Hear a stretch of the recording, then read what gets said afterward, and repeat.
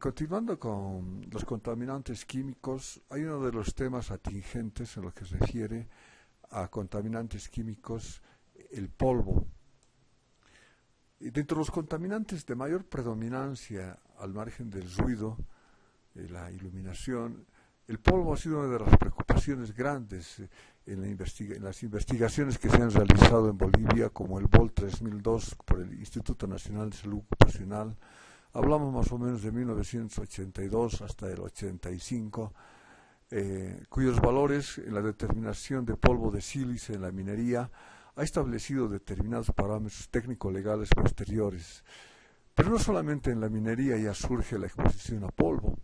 En cualquier otra actividad donde haya, como su concepto dice, del polvo, la desintegración mecánica de un material sólido puede ocasionar partículas menores a 10 micras, y las más incidentes para la salud estamos hablando de 5 y 3 micras que pueden ingresar al cuerpo humano. Tenemos en la pantalla, ustedes ven, un trabajador realizando una actividad de corte de material. No siempre puede ser por rotura, por brusquedad de alguna herramienta, puede ser una moladora o una máquina de corte de materiales, como hoy en día han aparecido en la tecnología moderna, que cortan asfalto, que cortan estructuras metálicas. En sí, estos, si bien han mejorado y han realizado mayor facilidad de trabajo para los trabajadores, pero han incrementado la emisión de lo que es polvo. Hay diferentes actividades. Entonces, aparentemente en esta fotografía de pantalla ustedes ven preocupante, porque parecería de que el trabajador está en medio de una cantidad de polvo, pero lo que hay que ver es qué tamaño es el diámetro del polvo que está expuesto. Hemos hablado de que las técnicas para controlar contaminantes higiénicos o en el medio ambiente laboral es la higiene industrial. Y existe un modelo actual, el que hemos hecho mucho énfasis, y ustedes saben, el higiene industrial, en el que identifica, evalúa y controla.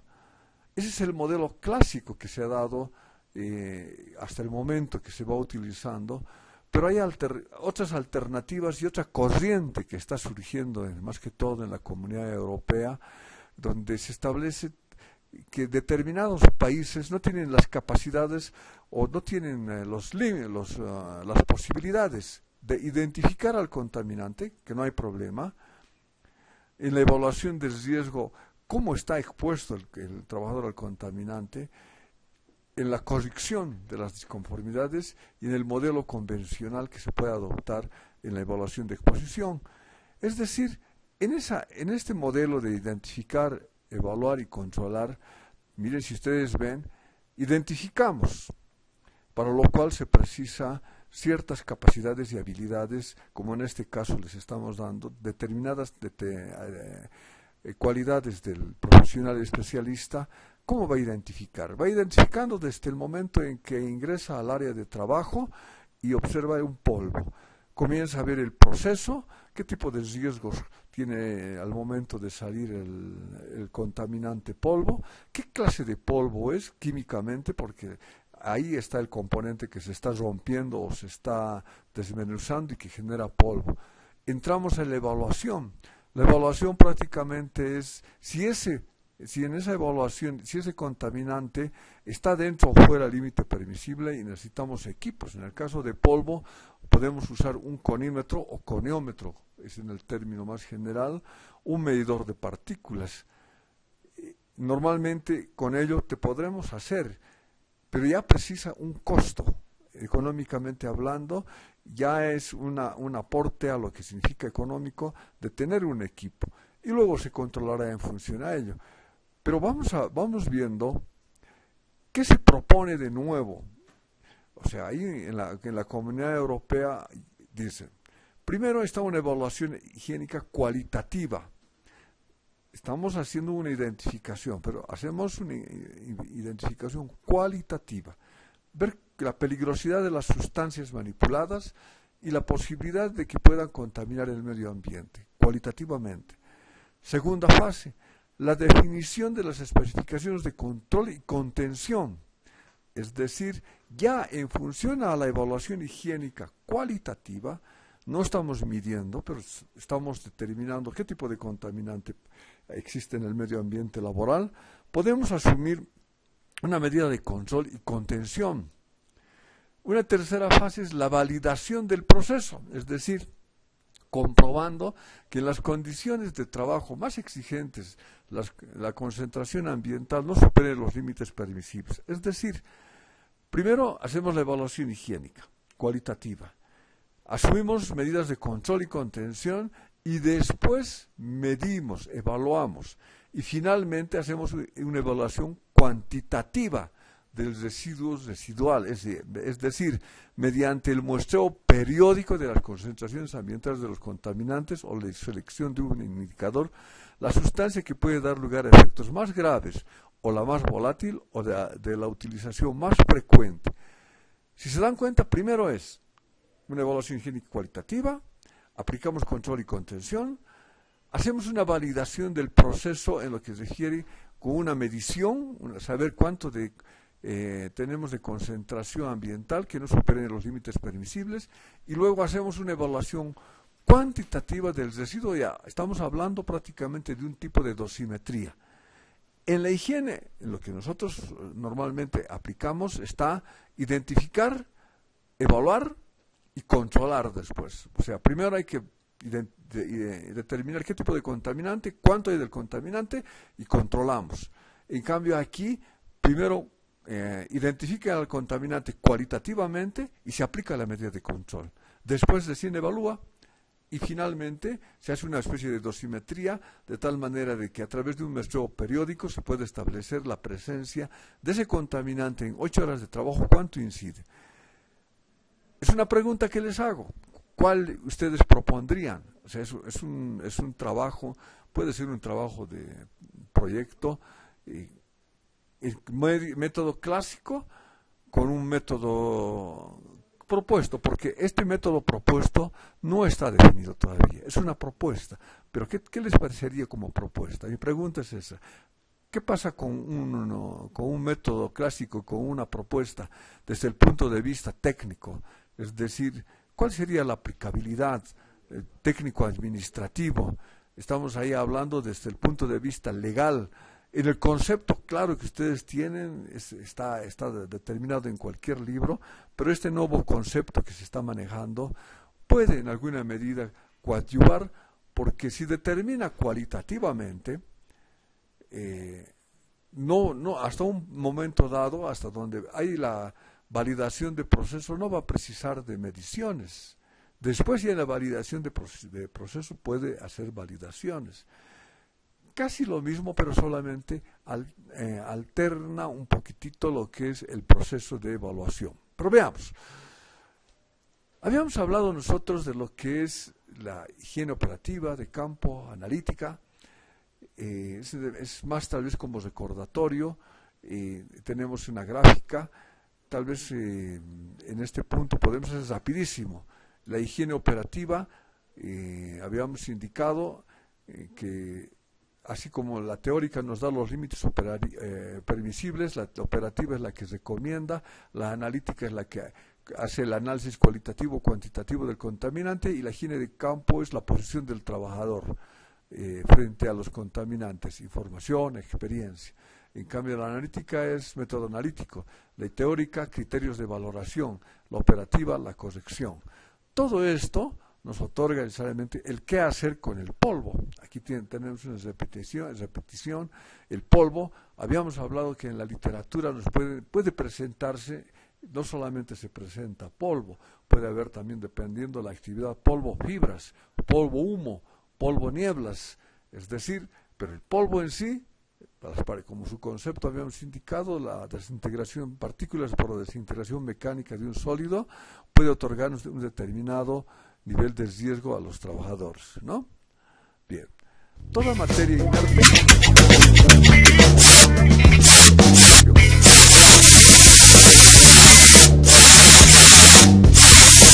No.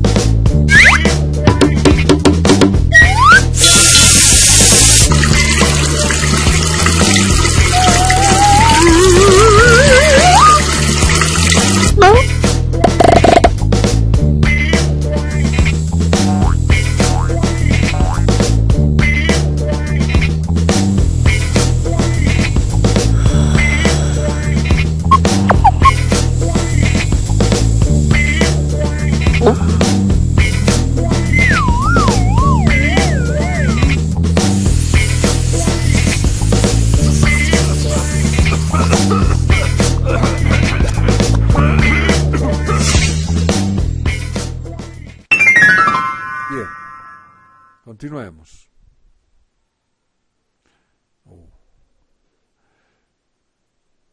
La exposición a agentes químicos, en este caso el polvo, puede producir en un determinado momento un efecto toxicológico, que pueden ser agudas o crónicas. Dentro de esto, el polvo puede ocasionar un tipo de neumoconiosis, alteración pulmonar por partículas sólidas. Hemos visto lo que es en la anterior clase, todos los efectos que pueden causar los agentes químicos, pero ahora estamos con polvo. Los aerosoles, está donde está considerado el polvo, son dispersiones de partículas sólidas o líquidas en medio gaseoso, en aire o los aerosoles que se presenten. En sí, el concepto de aerosoles sólidos se presenta en el aire en forma de pequeñas partículas que pueden hallarse en suspensión. Habíamos indicado el concepto ya de qué es partículas, el polvo, partículas en suspensión, producto de la desintegración o disgregación mecánica de un material sólido. El polvo en sí es una partícula sólida de cualquier tamaño, de naturaleza u origen, puede ser diferente, suspendida o capaz de mantenerse suspendida en el aire. El polvo, dependiendo de la característica química de su aspecto, de su comportamiento en el aire, puede tener un periodo de vida en el aire. Su densidad va a ser mucho. Hay polvos como el de sílice, por ejemplo, por su peso tienden a bajar más rápido. Hay polvos como el de carbón, se mantiene en el aire por su densidad. Entonces, todo esto en determinado momento, como son polvos inorgánicos, los silicios o el polvo común o que sale también del cemento, o puede verse simplemente de una arena cualquiera que tiene alto contenido de sílice, puede ser parte constitutiva de contaminación o intoxicación. Hay no silicios, o sea, polvos inorgánicos, que son metales, carbón, azufre, arsénico. Dentro de los orgánicos naturales están los granos, el polen, y los orgánicos sintéticos, los plásticos y las drogas, y hayan aparecido los últimos de la tecnología, es la nanotecnología, es decir, compuestos de electrónica, que son pues, entre 3 micras, 5 micras del diámetro de cualquier partícula. El polvo en sí, el tamaño de partículas oscila de acuerdo a la experiencia en la que se sujeta el tratamiento de personas expuestas a polvo, está entre 0,1 a 25 micras, los que directamente hacen un daño por su facilidad de ingreso al organismo. El límite permisible en el ocupacional, de acuerdo a la ACGIH, la sílice amorfa, es de 0,025 microgramos por metro cúbico. Las fibras es 0,1 partículas por centímetro cúbico. El humo, un conjunto de partículas, puede variar, pero puede hacerse una referencia similar con lo que nos indica el polvo. No se olviden, esta gráfica lo hemos llevado a la anterior clase, estamos hablando de que en el método clásico anterior de la identificación y evaluación y control, donde tiene que ver en los 3 aspectos de este proceso, el agente, el hombre y el medio ambiente. Hemos hablado redundantemente sobre este aspecto y en lo que significa el polvo, y hemos identificado en el caso del agente, el polvo, ahí viene el estado de salud del trabajador, el ambiente con el tipo de contaminante a través del cual está inmerso el trabajador. La evaluación, vamos a hacer el polvo. Sabemos que el nivel de concentración va a estar en función como hemos dicho en el anterior, el tamaño de partículas en su diámetro estará entre 0,1 a 25 micras, pero en la OMS OPS también se habla de 5 micras. Todo está sujeto a la tecnología que se utiliza para determinar el tamaño de partícula y el tipo de salud, nutrición del trabajador. Ustedes dirán, por ejemplo, en Estados Unidos o en la Comunidad Europea, un trabajador tiene más o menos 5.000 hasta 7.000 calorías de ingreso. En cambio, un boliviano, un trabajador minero, está por sus 2.500 o a 3.000, hasta 3.500, dependiendo. En la broma les indico, comiendo charquecán, comiendo fricasés, toda la alimentación. Pese a todo eso, muchas veces la mala alimentación puede influir en que tenga una adecuada respuesta frente a un contaminante. Esta metodología de conocimiento lo hemos visto ampliamente, pero ahí vamos, con la parte de control en el foco, en el medio o el receptor. Este diagrama de método de control cuando está expuesto el trabajador, estará sujeto a las medidas, a la identificación cualitativa del contaminante, a la valoración de cuánto de polvo existe dañino hacia el organismo y, lógicamente, la parte del control.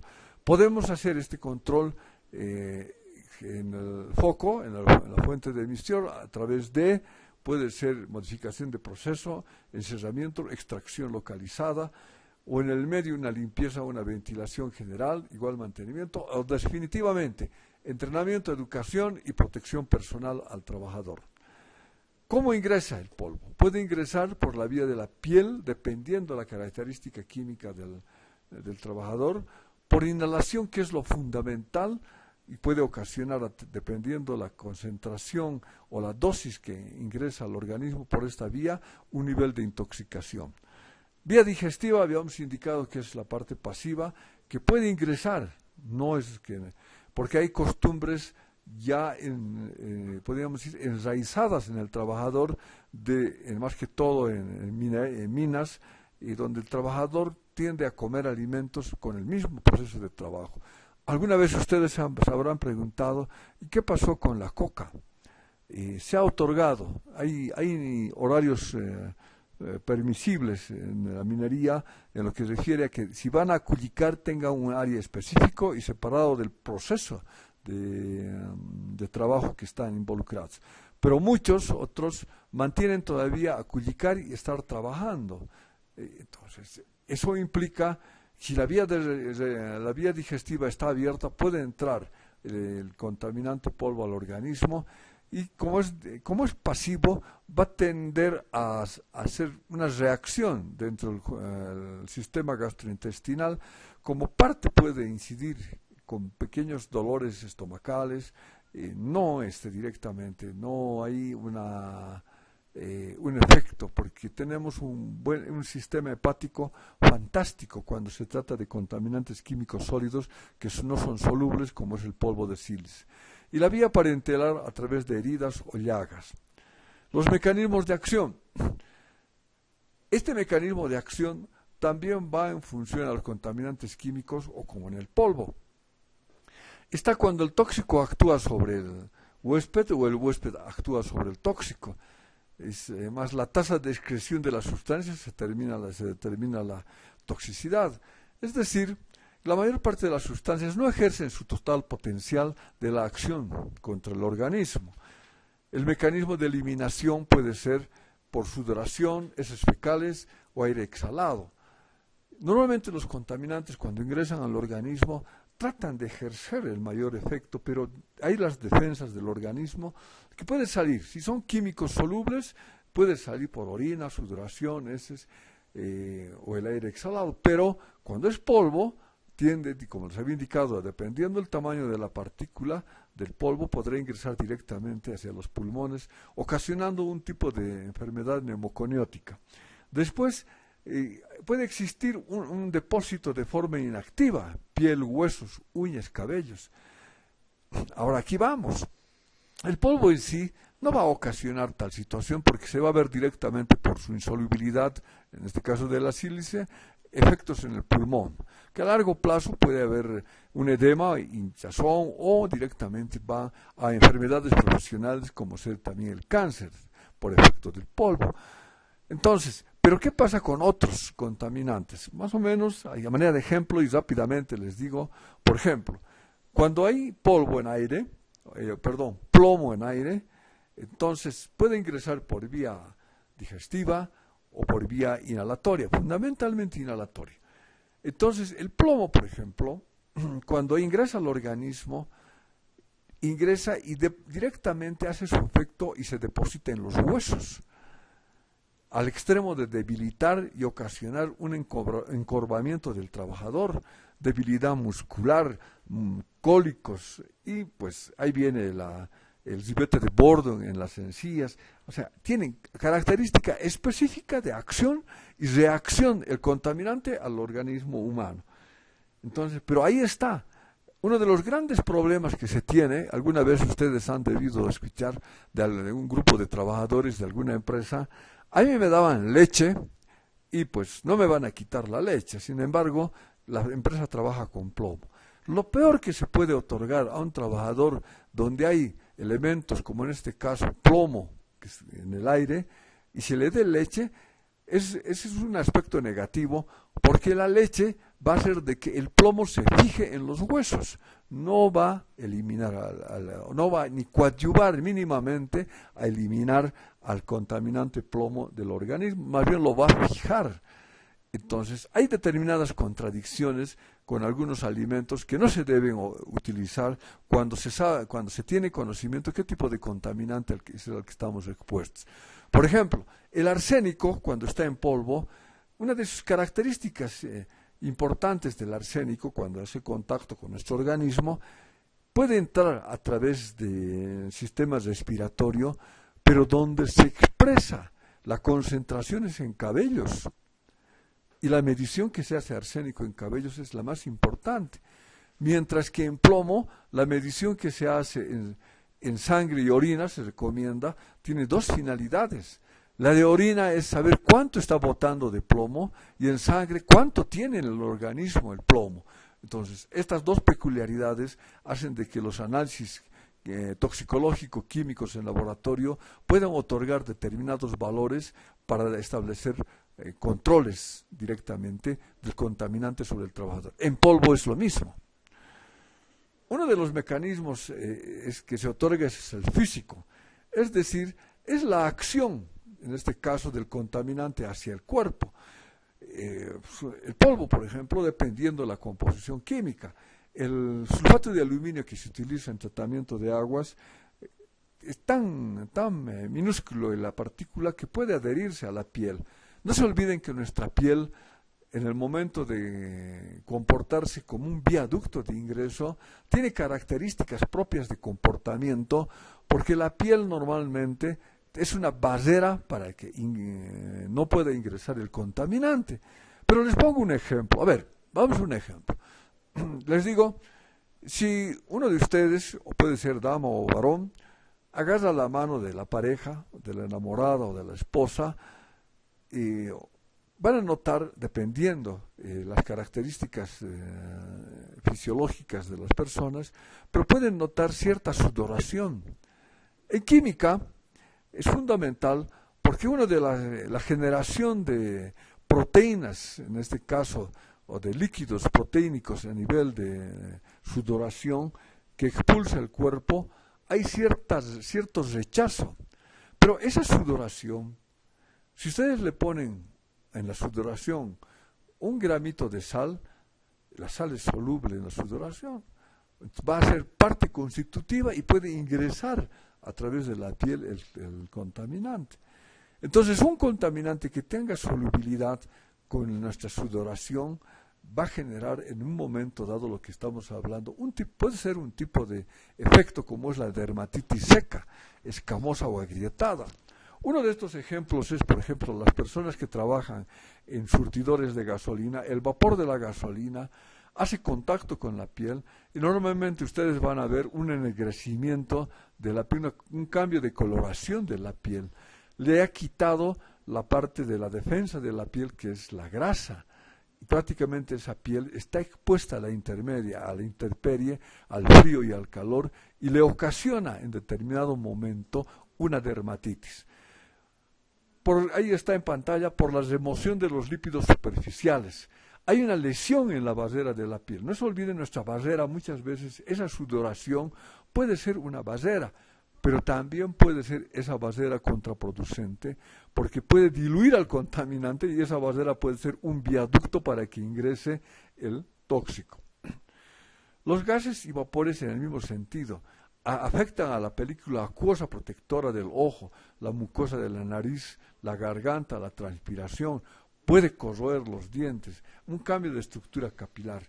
Y en lo que se refiere al polvo en sí, puede afectar las superficies internas de los pulmones o de la parte gastrointestinal. Todo está en función a la dosis a la cual ingresó al organismo. Hay los que tienen acción químico o fisiológico. Estamos hablando de aquellos que sí va a haber un cambio estructural en la toxicocinética del contaminante químico que puede ocasionar un efecto. Podemos poner, por ejemplo, aquellos que ocasionan depresión o estimulación, caso del thinner, ¿no? El thinner, por ejemplo, cuando han debido ustedes notar en algunas personas que inhalan vapores de thinner, se sienten los más felices, contentos, porque hay una estimulación del sistema nervioso, pero después de ello les ocasiona depresión, ¿no? Entonces, al margen de la estimulación, les quita el hambre. Hemos hecho un ejemplo en la anterior clase. Entonces, todo depende en la acción y reacción del contaminante químico, cómo puede hacer un cambio por reacción química en el organismo. Pueden producir daño por diferentes categorías. Mecanismos primarios de interacción del tóxico con el organismo. Interacción no enzimática. No se olviden que los grupos enzimáticos en nuestro cuerpo, también llamados de proteínas, tienen un papel importantísimo.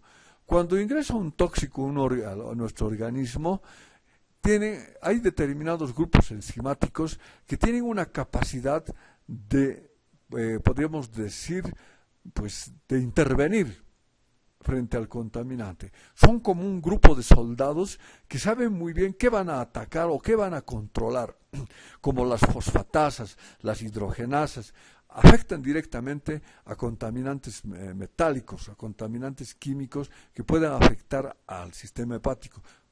Hacen una reacción propia. Entonces, ahí vamos. Si no es enzimático, o sea, que si no es grupo, puede haber una interacción no con proteínas, sino con partes internas del organismo, pero puede haber también una interacción enzimática. Por ejemplo, una de las de interacción no enzimática, me gustaría saber cuántos de ustedes fuman o no fuman, pero los que fuman, por ejemplo, cuando fuman, ¿qué es lo que ingresa al organismo? Monóxido de carbono. El monóxido de carbono hace una interacción con el sistema hematopoyético, es decir, con la sangre. Entonces, el monóxido de carbono más la hemoglobina de la sangre forma la carboxihemoglobina. La carboxihemoglobina es directamente un agente que interfiere en el transporte del oxígeno en todo el sistema hematopoyético de la sangre. Entonces, puede generar en determinados momentos deficiencias hasta cardiovasculares, porque no hay una adecuada irrigación sanguínea. Ustedes van a ver en algunos fumadores la piel media oscura, una tendencia a cambio de coloración morada, amarillenta, ¿no? Dependiendo, porque la irrigación sanguínea está en determinados niveles que está ocasionando unos cambios en la parte de la piel. Y hay mecanismos secundarios de acciones enzimáticas que hemos hablado, que pueden actuar sobre el organismo. ¿Qué pasa cuando se respira el polvo? Habíamos indicado, y es elemental, básico, ¿qué sucede? Depende del tamaño de la partícula. Es decir, es importante señalar que los pulmones están protegidos por mecanismos de defensa de diferentes regiones del tracto respiratorio.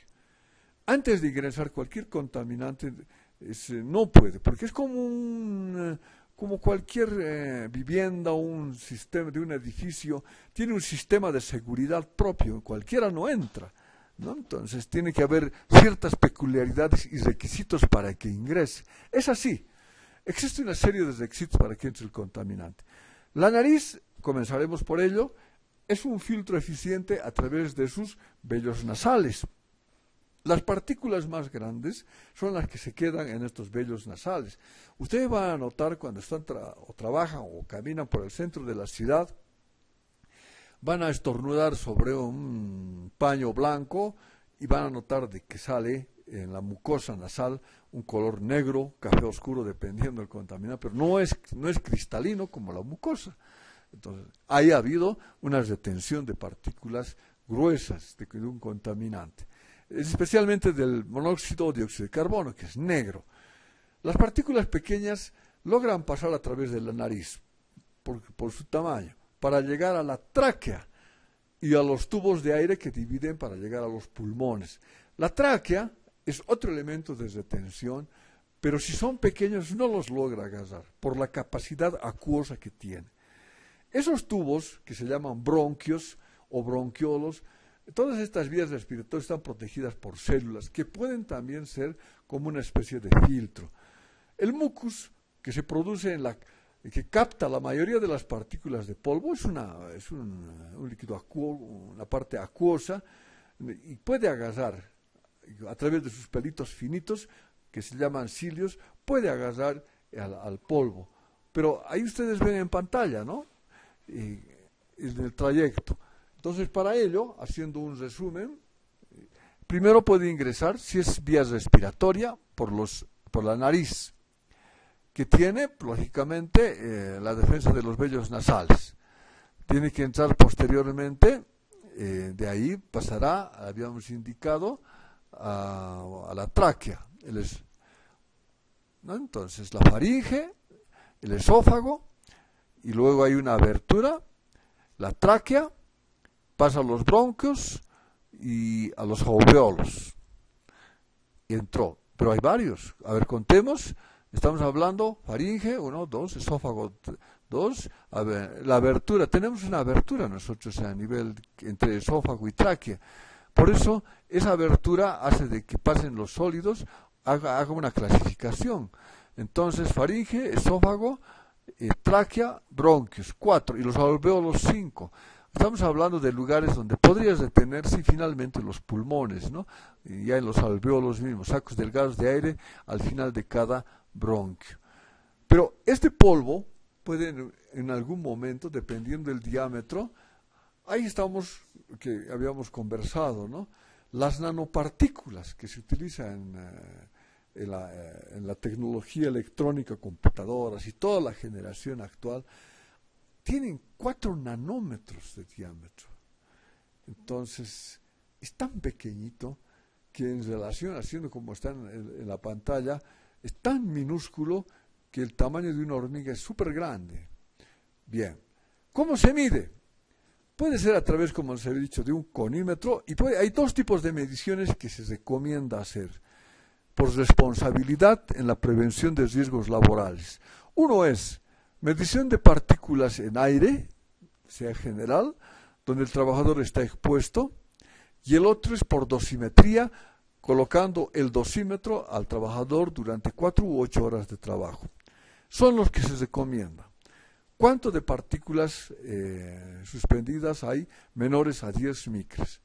Entonces pueden tomar una política, pero, ojo, puede ser de que en determinado momento el trabajador no esté las 8 horas, puede estar 1 hora. El polvo va a estar ahí. O puede ser de que esté las 8 horas, es donde se precisa que se haga dosimetría. Los tipos de medición puede ser directa en el punto de trabajo o punto de operación o lugar específico de trabajo, y a la altura de la nariz. Indirecta es para tomar, lo habíamos hablado, la cuestión de dosimetría, que se hace un análisis en el laboratorio. Dentro de esto está uno general. Normalmente estamos acostumbrados a hacer el general. El directo, que debería hacerse en cada trabajador, nos otorga mejores resultados para hacer acciones de corrección o acciones de control.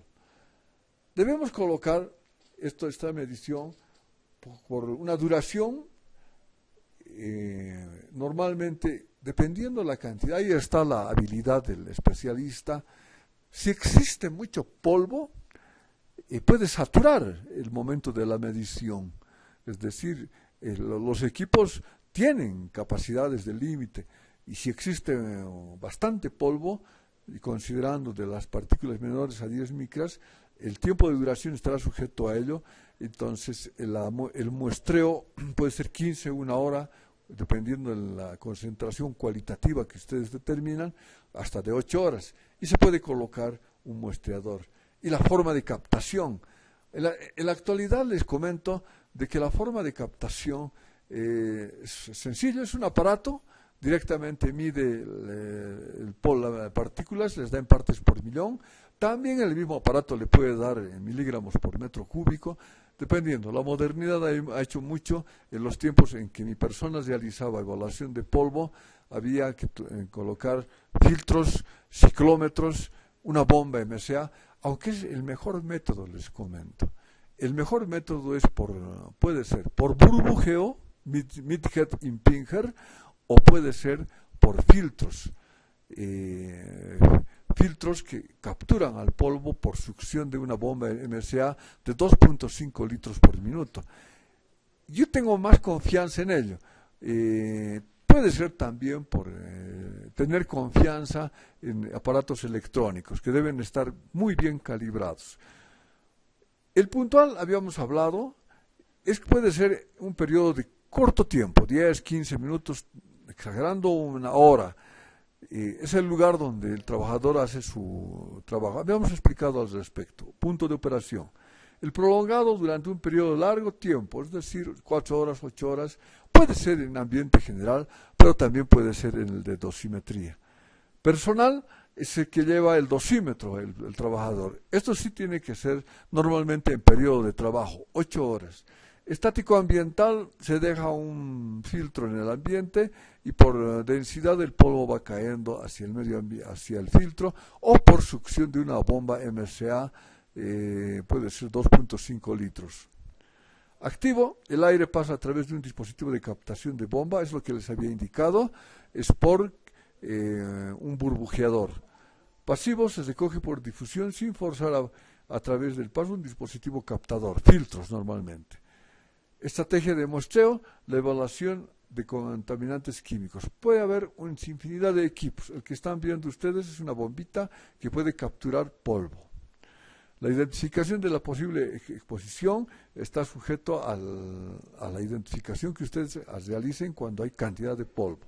Determinación de las características del lugar de trabajo. Es importantísimo ello, porque esas características del lugar de trabajo, ojo, es importante lo que les voy a indicar. Sucede de que cuando se va a medir polvo, lo que está relacionado a la medición de polvo es la ventilación o la renovación de aire. Tenemos que saber cuánto hay de renovación de aire, o no hay definitivamente. Ese dato de renovación de aire, el nivel de oxígeno que se mueve, que existe en el medio ambiente, nos va a otorgar a decir cuánto tiempo vamos a medir, en qué lugares vamos a medir, y fundamentalmente si es en punto de operación o va a ser por dosimetría. Entonces, todo eso nos va a otorgar en determinado momento, con la velocidad de vientos, si hay dilución o no de contaminante. Es más, la presencia del contaminante, una vez evaluado, pongámosle que está fuera del límite permisible, puede otorgar a generar ya en pensar en un sistema de extracción general, o solamente sale en un solo punto, en el punto de operación, entonces extracción localizada, más lo que significa el movimiento de aire. Entonces puede ser también de que solamente con el movimiento de aire está dentro del límite permisible y mejoramos ese movimiento de aire. Pero todo depende del tipo de industria o actividad donde ustedes están midiendo. La identificación de la posible exposición es la confección de una lista de sustancias posibles, materias primas, impurezas, productos intermedios finales, productos de reacción y subproductos, así como de los valores mínimos apropiados para estas sustancias. Es decir, es lo que hemos hablado, la identificación propiamente, ¿no?, del contaminante.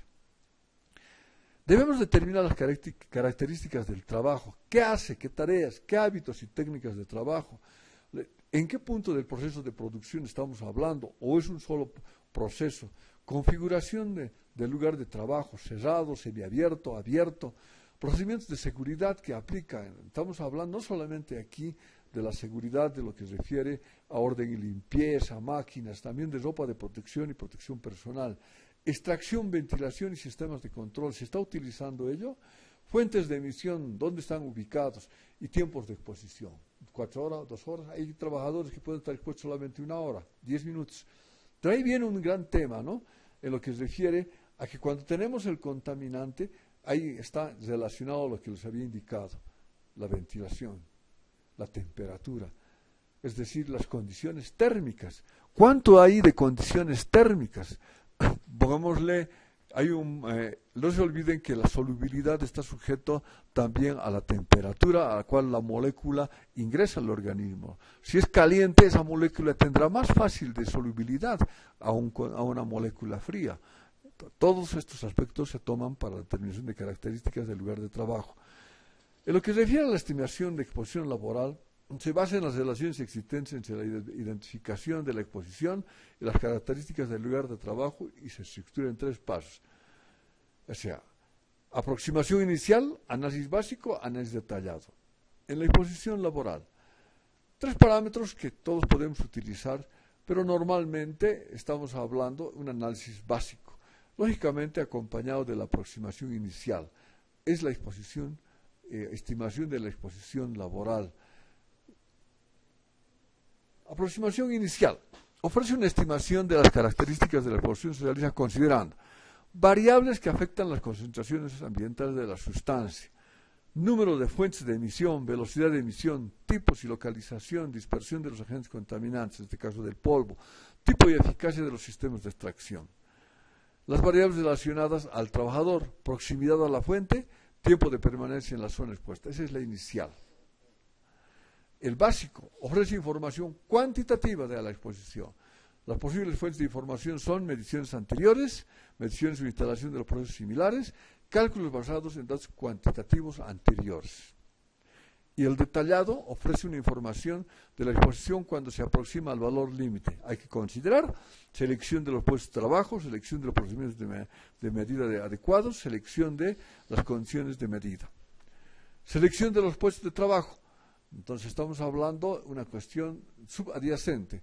Se debe muestrear todos los puestos de trabajo, pero en la práctica puede simplemente simplificar proximidad al foco de contaminante, trayectoria de las corrientes de aire naturales forzadas, tiempo de permanencia en el puesto. Selección del método más adecuado. La elección del método más adecuado está en función al tipo de contaminante, sistema de muestreo adecuado, volumen de aire a recoger, caudal del muestreador, cantidad mínima de muestra. Selección de las condiciones de muestreo. El número de muestras a tomar está sujeto a muestras consecutivas en periodo de tiempo, muestra única en periodo completo, muestra consecutiva en periodo parcial o muestras puntuales.